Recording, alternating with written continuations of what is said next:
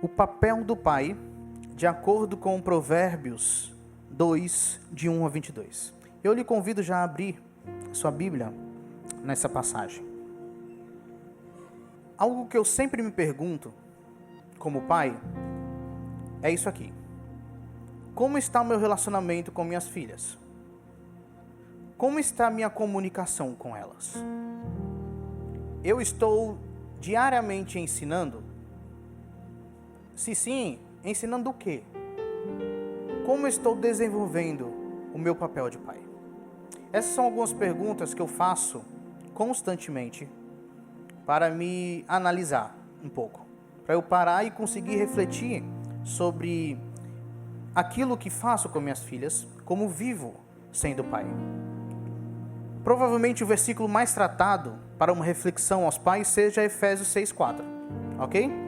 Que diz: vós pais, não provoqueis vossos filhos a ira, mas criai-os na disciplina e na admoestação do Senhor. E esse é um versículo muito interessante. Paulo, ele utiliza esse versículo e ele coloca como se fosse em duas atividades opostas aqui. Provocar os filhos à ira, criar na disciplina e na admoestação do Senhor. A ideia é: não provoquem vossos filhos à ira, mas criem eles na disciplina e na admoestação do Senhor. Provocar os vossos filhos à ira também faz contradição com honrar aos pais. Então, a ideia de Paulo é que, ao criar na disciplina e na admoestação do Senhor, a consequência mais provável, não é certa, é mais provável, é que os filhos honrem os pais. Honrem os pais. Criar na disciplina e na admoestação do Senhor é muito mais abrangente do que comumente se pensa. Envolve não somente ensinos diretos e objetivos da Escritura, não é apenas isso, mas é um todo de vida em afeto, é estar junto, é dar testemunho, envolve ser pai, E mesmo que eu direcione essa mensagem para os pais, ok, para você que é pai, essa mensagem também é direcionada para aquela mãe ou vó que tem que cumprir esse papel.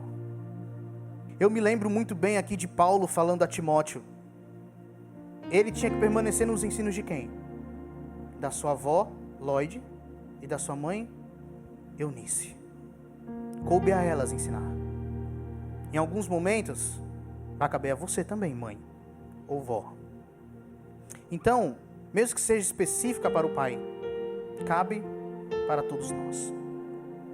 Por isso, eu quero que nós refletamos aqui em cima de um livro que nos ajuda a entender a relação pai e filho no dever de cada um e na formação do caráter, especialmente do filho, a partir do cumprimento do nosso papel como pai. Provérbios 2, 1 a 22, e vamos ler. Filho meu, se aceitares as minhas palavras e esconderes contigo os meus mandamentos, para fazeres atento à sabedoria o teu ouvido e para inclinares o coração ao entendimento, e se clamares por inteligência e por entendimento alçares a voz, se buscares a sabedoria como a prata e como a tesouros escondidos a procurares, então entenderás o temor do Senhor e acharás o conhecimento de Deus. Porque o Senhor dá a sabedoria e da sua boca vem a inteligência e o entendimento. Ele reserva a verdadeira sabedoria para os retos, é escudo para os que caminham na sinceridade. Guarda as veredas do juízo e conserva o caminho dos seus santos. Então entenderás justiça, juízo e equidade, todas as boas veredas. Porquanto a sabedoria entrará no teu coração, e o conhecimento será agradável à tua alma. O bom siso te guardará, e a inteligência te conservará, para te livrar do caminho do mal, e do homem que diz coisas perversas, dos que deixam as veredas da retidão, para andarem pelos caminhos das trevas, que se alegram de fazer o mal, folgam com as perversidades dos maus. Seguem veredas tortuosas, se desviam nos seus caminhos, para te livrar da mulher adúltera, da estrangeira que lisonjeia com palavras. a qual deixa o amigo da sua mocidade e se esquece da aliança do seu Deus, porque a sua casa se inclina para a morte e as suas veredas para o reino das sombras da morte. Todos os que se dirigem a essa mulher não voltarão e não atinarão com as veredas da vida. Assim andarás pelo caminho dos homens de bem e guardarás as veredas dos justos, porque os retos habitarão a terra e os íntegros permanecerão nela. Mas os perversos serão eliminados da terra, e os aleivosos serão dela desarraigados.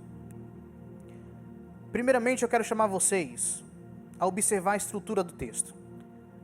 Ok, pode parecer técnico demais, mas eu queria que vocês entendessem isso, porque na própria estrutura do texto, o proverbialista aqui, o Salomão no caso, que a gente pode chamar, Salomão aqui vai nos dar na estrutura do texto os dois caminhos, ok?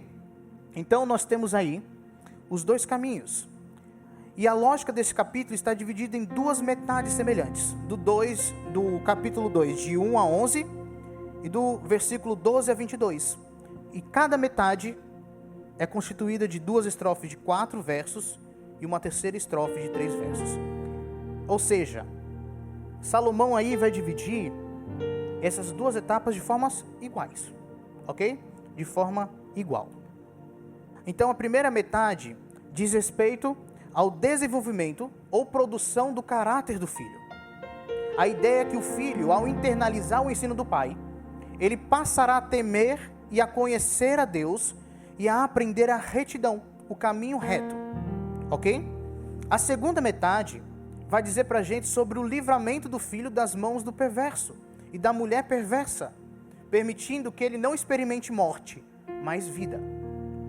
Então, percebam que inúmeras vezes o autor aqui, não sei se vocês perceberam isso na leitura, ele vai utilizar a palavra caminho, ou uso de sinônimos como vereda, trilha, senda, e a gente vê isso muitas vezes no texto. Essas palavras, a ideia dele usar essas palavras, é que isso ele vai unificando o desenvolvimento do caráter santo do filho. Ele tem uma escolha, o filho tem uma escolha entre dois opostos: internalizar os ensinamentos do pai, se livrando dos apóstatas, ou não dar atenção aos ensinamentos do pai e se tornar um apóstata. Há apenas essas duas opções. Seu destino será entre vida ou morte. Um dos dois. Então, o autor quer nos fazer entender que existem dois caminhos: o bom e o mal. E não há como fugir disso. Não há como fugir disso. Não tem um meio termo. Ok?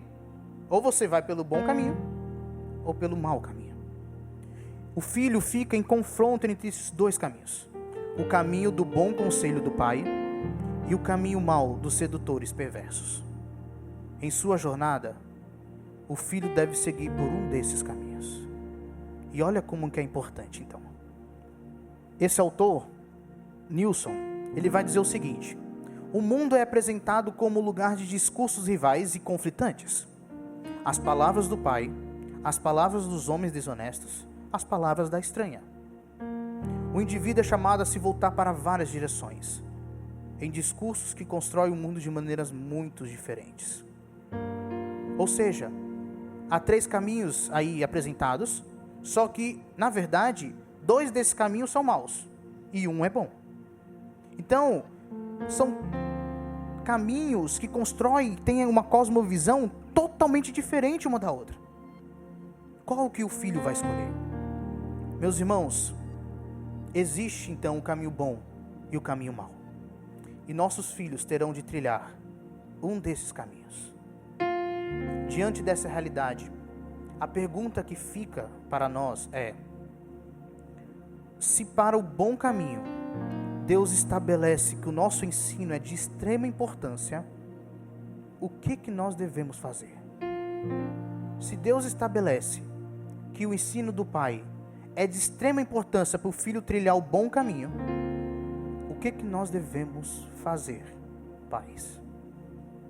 Portanto, o primeiro ponto para criar o filho na disciplina e admoestação do Senhor é caminhar com seu filho, ensinando-o a ouvir, aceitar, guardar, clamar e buscar a sabedoria. É muita coisa, né? Mas vamos lá. O termo filho meu, aí ele começa falando filho meu, é usado inúmeras vezes nos 7 primeiros capítulos de Provérbios. A noção que devemos ter é exatamente de um pai que coloca a mão sobre os ombros do filho e caminha com ele, ensinando e mostrando por onde seguir. Ok, filho meu também era uma expressão utilizada naquela época de mestres para discípulos, para ouvintes. Mas aqui eu quero especificar para pai e filho, ok? Deus faz isso conosco. Deus nos acompanha. Deus nos guia, mostrando por onde devemos seguir. A ideia então, meus irmãos, é como se o pai falasse para o filho: vou te dizer umas coisas na qual precisa estar atento. Só que não apenas atento ao que eu falo, mas também ao que eu vivo. Lembre-se sempre que eu estarei contigo em sua jornada. A ideia de filho meu é um pai que caminha junto com seu filho na jornada. Caminha junto, ensinando. Esses versículos de 1 a 4, primeiramente, servem como condição para o que virá no restante do capítulo. E a primeira condição é que o filho se torne como o templo de Salomão. Como assim o templo de Salomão? A ideia é que o santuário interior do templo, ele abrigava a palavra de Deus. E o filho deve ser isso. O filho deve abrigar a palavra de Deus. No templo de Salomão e no coração do filho, a vontade de Deus tem que governar. E a sujeição a essa vontade de Deus vai resultar em vida. Interessante que o autor coloca aí: se aceitares as minhas palavras. O termo aceitar aqui é um termo passivo. E é base para as outras condições e promessas que virão. Ou seja, isso requer compromisso do filho. Compromisso. Um exemplo que a gente pode ter é uma criança que quer andar de bicicleta. Ela aprende a andar não simplesmente por ter ouvido dos pais como se anda de bicicleta.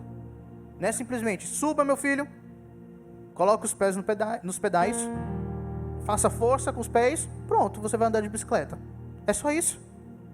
Ele anda de bicicleta só de ouvir o que a gente fala? Não.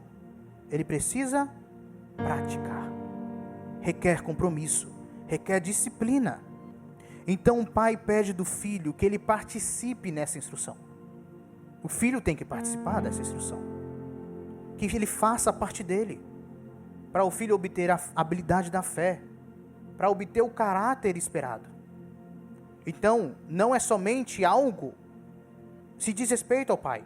O ensino, a instrução, é algo que os dois participam, o pai e o filho. O pai não está usando, por exemplo, a famosa declaração dos profetas: assim diz o Senhor, ou seja, o que ele falou, está falado e é o que vai ser. Essa não é a ideia. Mas, olha o que ele fala: se aceitares as minhas palavras e esconderes contigo os meus mandamentos. O pai faz das suas palavras um paralelo aqui com mandamentos, comparando com a sabedoria vinda de Deus. O pai precisa basear sua autoridade não em sua posição patriarcal. Não falar simplesmente porque eu estou falando. Essa não é a ideia. Ou na tradição. Não. Mas a principal base de autoridade do pai tem de ser o próprio Senhor. A ideia é exatamente essa. Do Senhor para Salomão ou pais, dos pais para os filhos. Essa é a base autoritativa. Isso que deve ser autoridade na nossa família. A ideia então, para resumir, é que a vontade do pai terá autoridade para a formação do bom caráter do filho, se e somente se estiverem conformes à vontade do Senhor. Somente isso. O pai deve andar com o filho, ensinando-o com palavras de sabedoria e mandamentos, onde os filhos deverão ouvir, aceitar e esconder isso. Esconder, guardar. Esse esconder tem por objetivo não simplesmente o ter dentro dele, mas o objetivo de guardar essas palavras é de não pecar contra o Senhor. E aqui eu me lembro do Salmo 119:1, que diz o seguinte: guardo no coração as tuas palavras para não pecar contra ti. O que é guardar?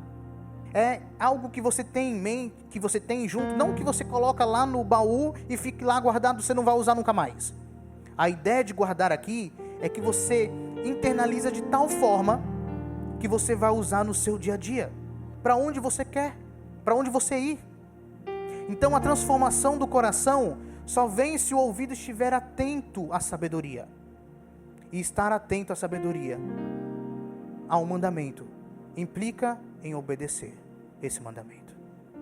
Estar atento implica em obedecer. Essa transformação então do ser, do caráter do filho, não se dá apenas pela força de vontade, mas através do processo, do compromisso do filho de negar a si mesmo e entender as palavras de sabedoria. Pais, a sabedoria deve ser a essência do nosso ensino, que é a sabedoria divina. O objetivo então de nossa instrução não é a informação ensinada por si só. Não é isso. Não é que nosso filho seja o maior conhecedor. Esse não é o objetivo. O real propósito de ensinarmos, de instruirmos, deve ser a vida que resultará desse conhecimento. É sabedoria como meio de vida aos nossos filhos. Sabedoria como meio de vida. Não adianta nada se eu sei, mas não estou praticando aquilo que eu sei. Então o objetivo dos ensinamentos aos nossos filhos é que eles vivam aquilo que eles vão conhecer por meio de nós.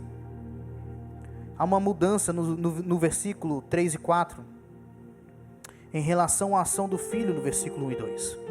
No versículo 1 e 2 a ação é aceitar, esconder, ficar atento, dar ouvido, se inclinar.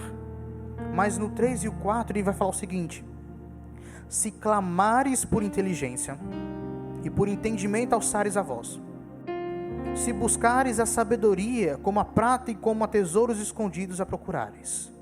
Vamos parar por aqui. A mudança exige nossa atenção.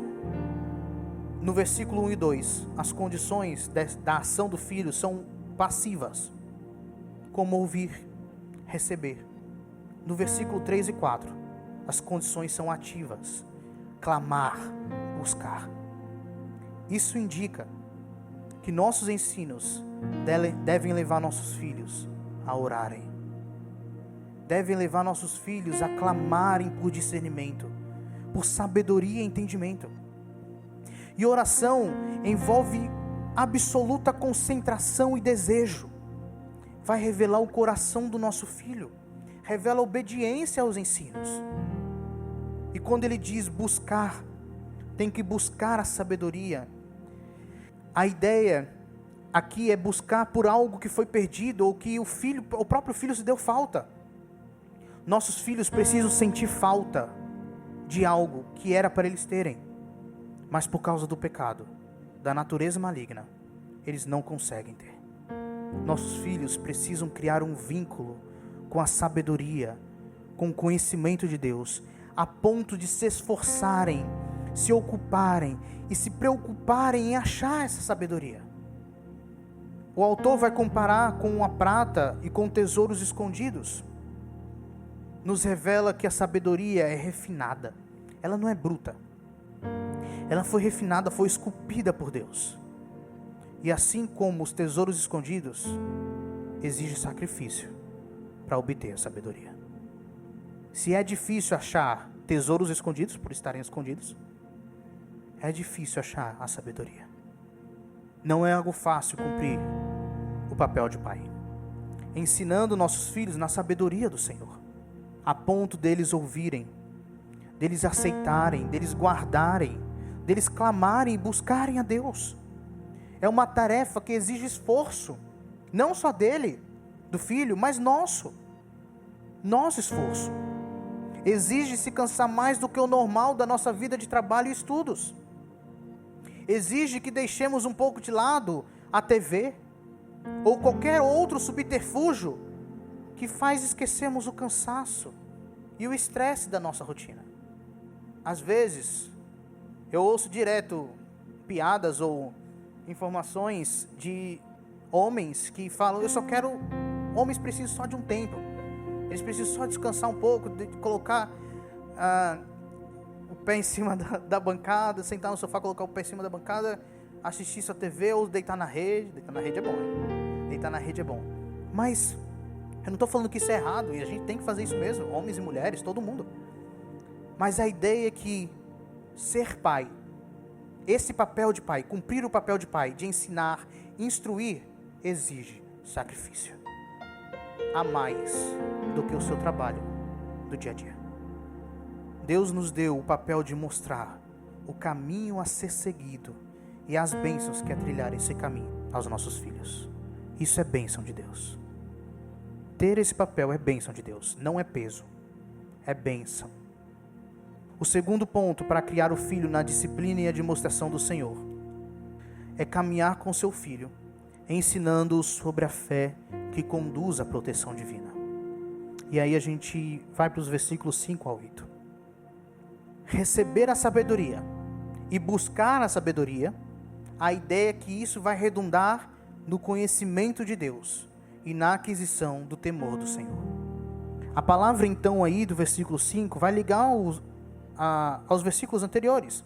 Os versículos anteriores se tornam a causa, e esses próximos versículos são a consequência. Qual que é a consequência então? De fazer tudo isso que o pai pede para o filho fazer do 1 ao 4. A consequência é entender o temor do Senhor e achar o conhecimento de Deus. O conhecimento de Deus se refere a um relacionamento pessoal com Deus. Deus é conhecido por meio de quê?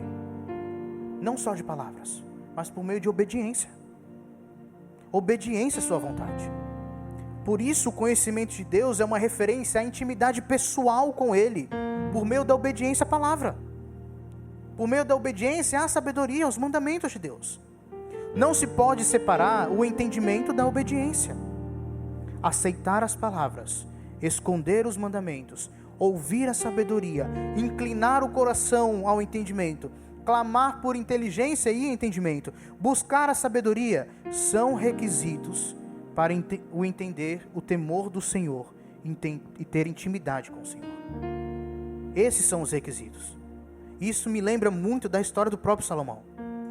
Como ele consegue ser o homem mais sábio, que é como é falado lá na Escritura, aqui na Escritura. Ele pede sabedoria. E Deus concede sabedoria. Por isso, que isso é requisito para obter o entendimento do Senhor, o temor do Senhor, para conhecer o Senhor, ter intimidade com o Senhor. É ouvir a instrução do Pai, que está diretamente ligado com as palavras do Senhor. E nós chegamos ao versículo 6. Porque o Senhor dá a sabedoria e da sua boca vem a inteligência e o entendimento. Clareia como conseguir a sabedoria.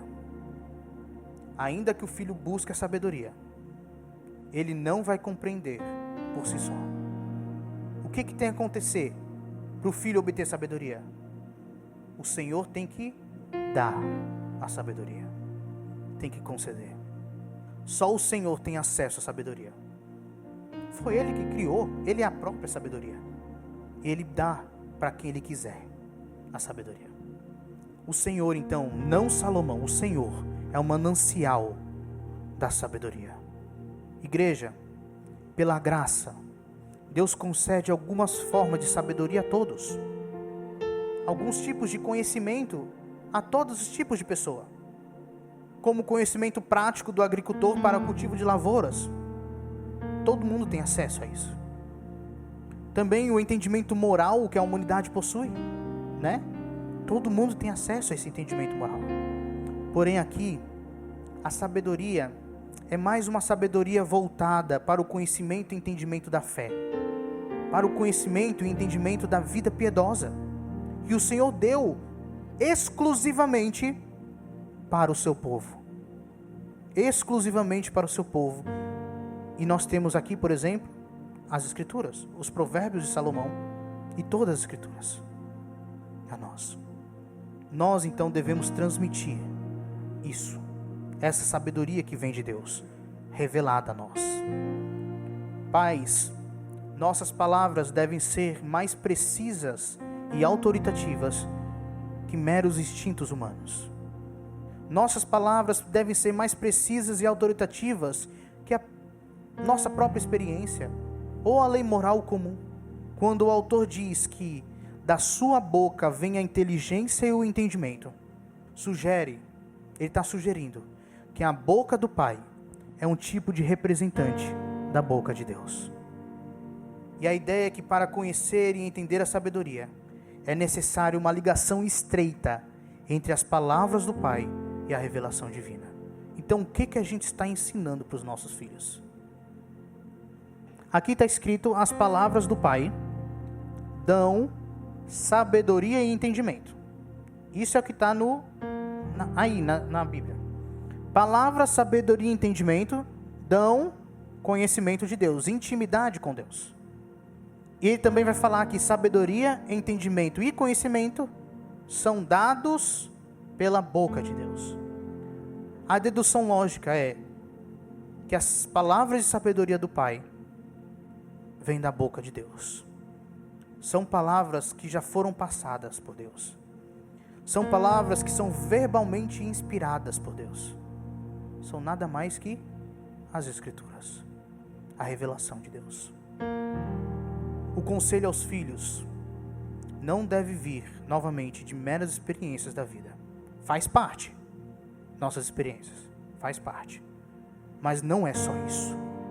É principalmente de toda palavra inspirada por Deus nas Sagradas Escrituras. Essa deve ser a base do nosso ensino. Por isso, nosso compromisso não é apenas com nossos filhos, mas antes, o nosso compromisso, Pai, é com Deus e sua palavra. Esse conhecimento sobre a fé que passamos aos filhos, a ideia é que isso vai conduzir os nossos filhos a uma proteção de Deus. É uma consequência graciosa do Pai para nós. E é interessante como o autor aqui vai colocar em comparação, em reciprocidade, a ação de Deus e do filho. Como assim como o filho guarda e estima a sabedoria para viver a piedade, assim Deus também guarda como um tesouro oculto a proteção, a segurança para os filhos. Deus exclusivamente guarda, reserva para os retos, para os que andam em retidão. E eu lembro muito aqui das alianças. Deus cumpre as alianças. Deus vai cumprir, fielmente, porque Ele é fiel a Ele mesmo, independente dos homens, com quem Ele fez aliança. Mas cada geração precisava obedecer os mandamentos para usufruir das bênçãos da aliança. Quer dizer que Deus não cumpriu? Não. Quer dizer que aquela geração não vai usufruir da bênção da aliança, porque ela foi desobediente. A ideia é que à medida que o filho caminha na sabedoria do Senhor, à medida que o filho caminha em justiça, na retidão de Deus, ele vai estar protegido dos perversos. Mesmo que os perversos venham, ele vai saber que ele deve seguir em frente, porque Deus protege ele. No versículo 8, há uma complementação. Diz: guarda as veredas do juízo e conserva o caminho dos seus santos. Isso falando de Deus, que Ele guarda. Deus não só guarda, reserva, mas Ele sustenta o santo no seu caminho. Ele sustenta isso. Essa preservação se dá por meio da obediência fiel e submissão, como a gente já viu. O Senhor protege então a vida e o interesse dos santos das lanças dos perversos e das setas da mulher estranha, à medida que eles andam pelas veredas de justiça. É tudo sobre Deus. Deus tem um plano magnífico. Ele fala, Ele se revela. Isso tem que ser passado. Essa revelação tem que ser passada para os filhos. Os filhos vão ouvir, aceitar, andar, clamar, buscar essa sabedoria, ter a própria intimidade deles com o Senhor. E à medida que eles estão nessa intimidade com o Senhor, eles vão caminhando, eles vão se tornando justos, retos, fazendo o que é certo, e Deus vai conduzindo eles à proteção. Vêm as lanças dos perversos, mas eles não serão atingidos, porque eles vão continuar no caminho, porque o Senhor protege essas pessoas. Pais, basicamente, existem apenas dois caminhos novamente: ser sábio ou ser insensato, ser bom ou mal, reto ou perverso. Um é vida, o outro é morte. E olha que interessante, o caminho da vida é um só.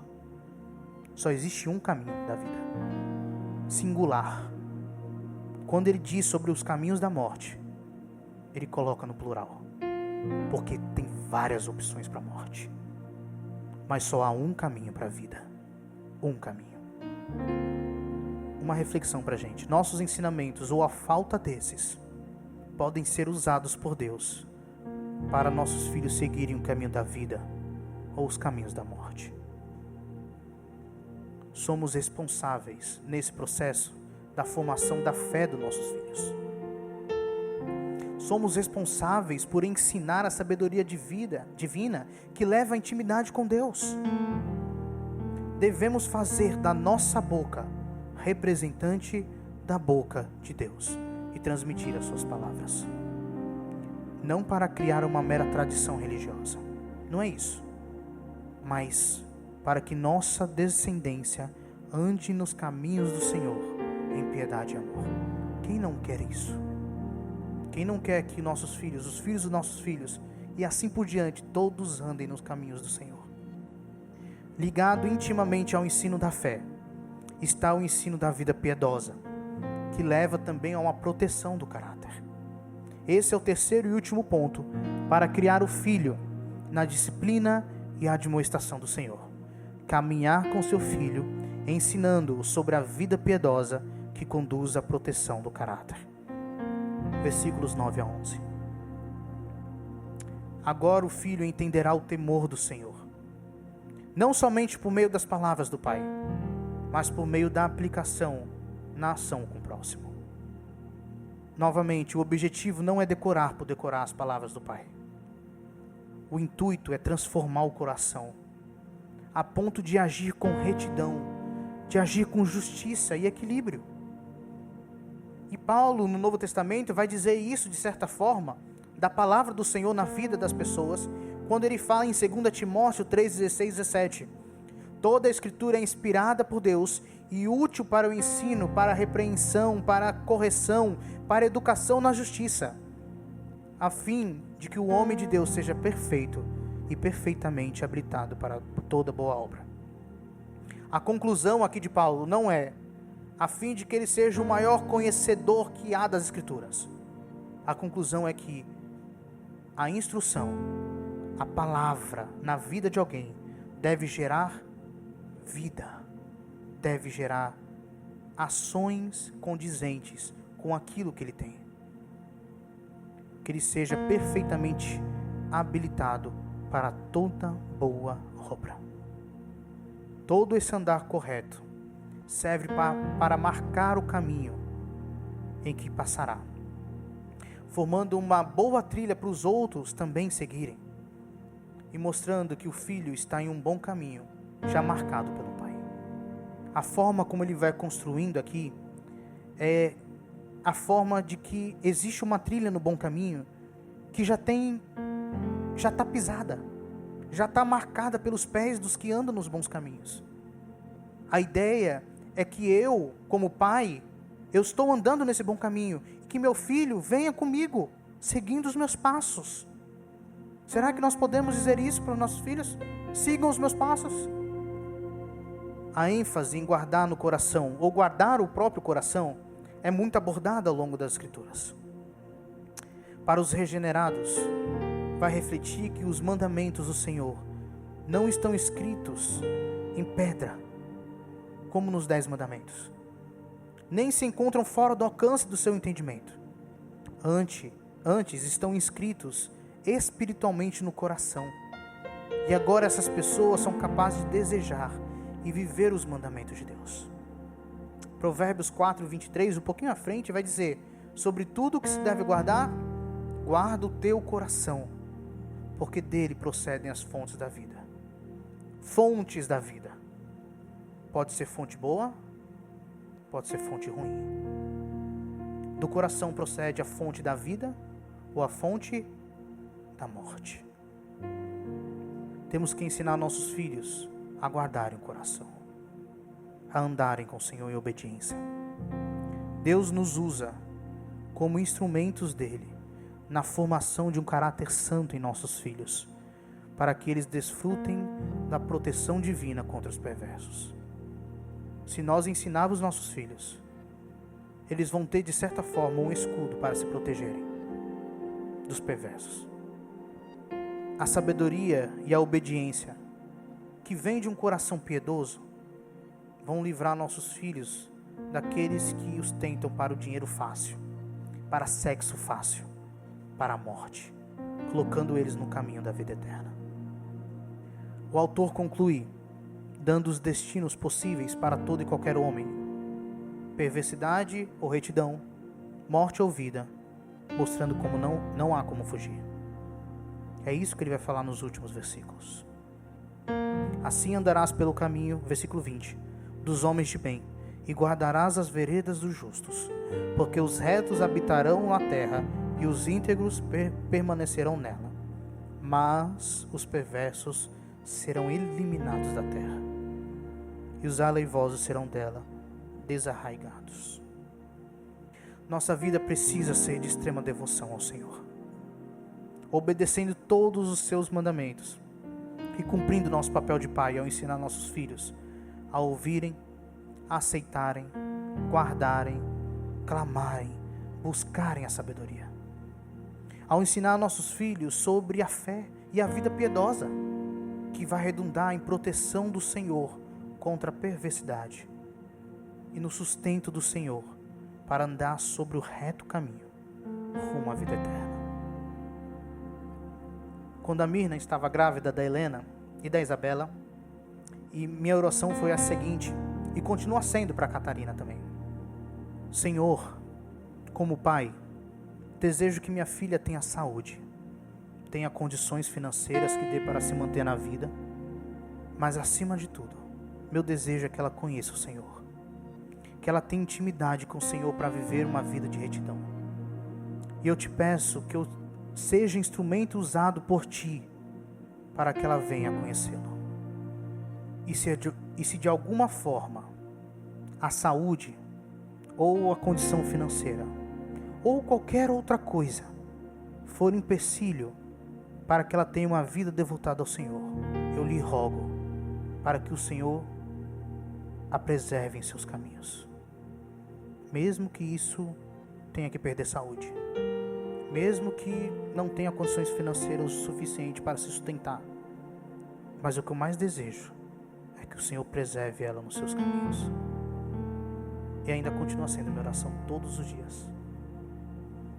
Estamos dispostos a orar por nossos filhos e ensiná-los para que tenham uma vida de fidelidade ao Senhor antes de qualquer outra coisa. Normalmente quando a gente pergunta: ei, como vão seus filhos? Ah, meu filho está se formando em tal coisa, está formando tal coisa. Qual seria a perspectiva que deveríamos ter? Ah, meu filho está bem, está no caminho do Senhor. Se tiver de escolher saúde ou fidelidade, escolha a fidelidade. Se tiver que escolher dinheiro ou fidelidade, escolha a fidelidade. Que seja sempre fidelidade. Essa deve ser a nossa escolha. Eu quero finalizar lembrando: ser pai é bênção do Senhor. Envolve responsabilidade? Com certeza, como vimos, envolve responsabilidade. Mas antes é bênção. Ter essa responsabilidade não é peso, é graça. Mesmo que por vezes pareça muito difícil viver com responsabilidade o ser pai. E várias vezes eu me pego falando: Senhor, eu não estou conseguindo. Senhor, me ajude. Nós devemos ter em nosso coração que, se Deus deu, um filho para você, Ele vai capacitar. Ele capacita você. Deus dá, Deus capacita. Conseguimos ser fiéis, porque aquele que habita em mim, aquele que habita em ti, aquele que habita em nós, foi fiel. A fidelidade de Cristo se estende a todas as áreas da nossa vida, incluindo ser pai. Então, que sejamos fiéis, cumprindo com responsabilidade a bênção do Senhor, que é ser pai. Amém?